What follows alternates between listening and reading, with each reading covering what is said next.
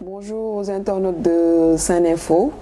Je me présente, je m'appelle Fatsi Sembouch, membre de l'Association des femmes de valeur. L'Association des femmes de valeur est un groupement de 15 femmes ayant partagé soit le cocon familial ou bien le milieu professionnel et toutes soucieuses de participer au développement de leur pays.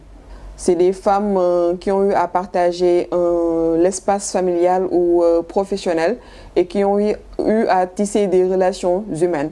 Cette association porte plutôt son choix sur la femme et les enfants. Pourquoi cette couche-là?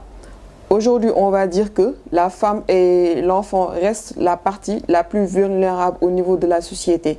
Et donc aujourd'hui, jugeons que ces deux couches constituent la partie essentielle de la population. Nous optons pour l'amélioration des conditions de vie de cette partie de la population.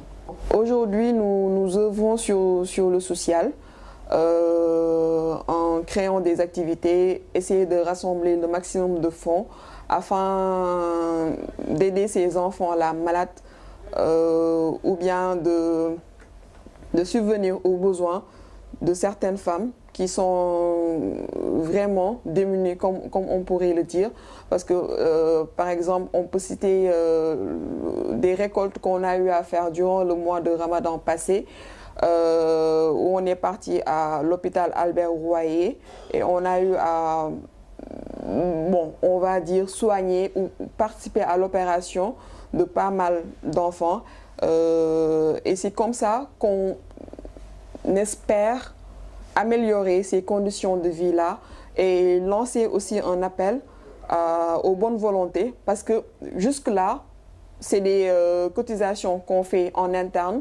Et donc, si on pouvait avoir aussi le soutien des autorités, on serait vraiment preneur. Aujourd'hui, on est au mois de mars et pour qui le sait, le mois de mars est le mois destiné à la gente féminine. Et aujourd'hui, en ce journée du 8 mars, je tiens à féliciter, je vais dire, parce que c'est une journée où on se rappelle de toutes les réalisations féminines. On se rappelle de la femme qui est mère, de la femme bureaucrate, de la femme indépendante, je vais dire. Et pour cette indépendance, aujourd'hui, nous allons plus nous pencher sur l'automatisation de la femme. Aujourd'hui, moi je dis que l'automatisation de la femme est une condition nécessaire, si ce n'est pas la première, à un développement durable de la planète. Et aujourd'hui, pour que ce développement-là puisse avoir lieu, il faut et il faudrait la participation de plus de 50% de cette population-là. Et aujourd'hui, Dieu a fait qu'on constitue plus de 50% de cette population. Et donc, investir sur la femme porte et portera ses fruits. En tant que femme et principale actrice aussi du développement de notre pays, nous avons comme objectif de rassembler le maximum de fonds afin de pouvoir améliorer la santé des enfants. Parce qu'aujourd'hui, on peut être mère, chef d'entreprise, bureaucrate, etc. Mais quand notre enfant n'est pas en bonne santé, on n'est pas en mesure de mener à bien nos objectifs ou bien notre travail. Et donc aujourd'hui, nous penchons plus sur la santé infantile. Et de ce fait, nous organisons des activités et avec ces activités-là, on essaie de rassembler le maximum de fonds afin d'aller vers les orphelinats, d'aller vers les hôpitaux et de voir, nous, avec les fonds qu'on a rassemblés, voir comment on peut aider.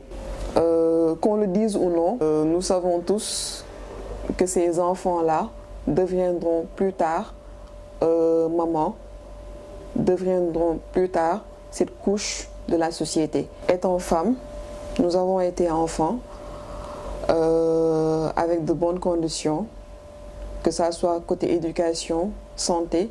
Nous avons eu le soutien de nos parents. Et aujourd'hui, nous voulons donner la chance à tout un chacun. Donc autant investir sur ces enfants-là parce que c'est eux qui seront appelés à devenir mères, chefs de famille, chefs d'entreprise.